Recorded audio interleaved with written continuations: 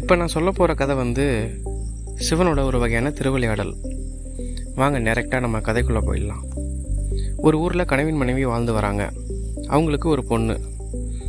அவளும் நாளொரு மேனியும் பொழுதொரு வண்ணமாக நல்லா வளர்ந்து ஏஜ் அட்டன் பண்ணி வளர்ந்து வந்திருக்கா. ஒரு நாள் கணவன் சொல்கிறான், நம்ம பொண்ணுக்கு மேரேஜ் பண்ணுற டைம் ஆச்சு, என் தங்கச்சி பையனுக்கு தான் நம்ம பொண்ணு தரணும் அப்படின்னு சொல்லி பேசிகிட்டு இருக்கான்.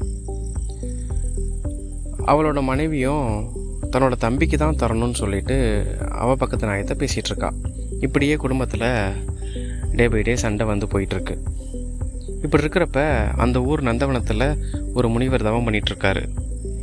அந்த பக்கமாக நடந்து போயிட்டுருக்கிற இந்த கணவன் மனைவி கப்புள்ஸு இந்த முனிவர்கிட்ட போயிட்டு இந்த விஷயத்தை சொல்கிறாங்க. இங்கே பாருங்கள், உங்கள் பொண்ணு ஒரு தெய்வ பிறப்பு. அதனால் ஒரு பெரிய பொட்டிக்குள்ளே அவளையும் அவள் பயன்படுத்தி வந்த உடைமைகளையும் வச்சு மூடி ஊர் கோடியில் இருக்கிற காளி கோயில் மேடையில் வச்சுட்டு வந்துருங்க அப்படின்னு சொல்கிறாரு. அந்த பொட்டியை யார் தொடும்போது திறக்குதோ அவங்க தான் அந்த பொண்ணோட புருஷன்னு சொல்கிறாரு. இது ஒரு பக்கம் இருக்க, அந்த ஊரில் கையில் குஷ்டம் உடம்பெல்லாம் நாத்தம் அடித்து ஒரு பிச்சைக்காரன் வாழ்ந்துட்டு வரான். அந்த ஊர் பொண்ணுங்க குளத்துக்கரைக்கு தண்ணி எடுக்க போகிறப்ப உணவு பண்ண கொடுத்துட்டு போவாங்க அவனுக்கு. இன்னொரு நாள் சிவனும் பார்வதியும் காலை மேலே ஏறி ஊரை சோதனை பண்ண வந்துட்டுருக்காங்க. அப்போ தான் இந்த குஷ்டம் வந்த பிச்சைக்காரனை பார்த்து பார்வதி சொல்கிறா, இந்த ஜென்மம் இனிமையும் வாழணுமா, இப்படி ஜென்மத்தை ஏன் நீங்கள் படைக்கணும் அப்படின்னு சிவனை பார்த்து கேட்குறாங்க. சிவனும் சிரித்தபடியே, விடிஞ்ச 5 நாளிகையில் இவனுக்கு கல்யாணம், இது தெரியாமல் வளராத அப்படின்னு சொல்கிறாரு.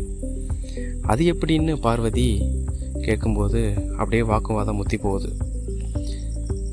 இந்த கல்யாணம் நடக்கிறதா இல்லையான்னு பார்த்துக்கலாம் அப்படின்னு சவால் விட்டுட்டு பார்வதி அங்கேருந்து போயிடுறாங்க. திருமால் கிட்ட போயிட்டு சொல்கிறாங்க பார்வதி, அண்ணா இந்த ஊரில் இப்படி குஷ்டம் வந்த ஒரு பிச்சைக்காரன் இருக்கான், அவனுக்கு நாளைக்கு காலையில் கல்யாணமா, அதை நடக்காமல் நீ தான் பார்த்துக்கணுன்னு வேண்டிக்கிறா.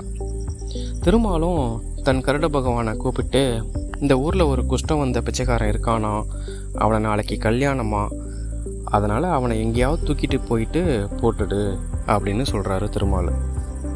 கருட பகவானும் திருமால் சொன்ன பேச்சை மீறாமல் அவனை காலால் தூக்கிட்டு மேலே போய் மேலே மலைக்கு போயிட்டுறாரு.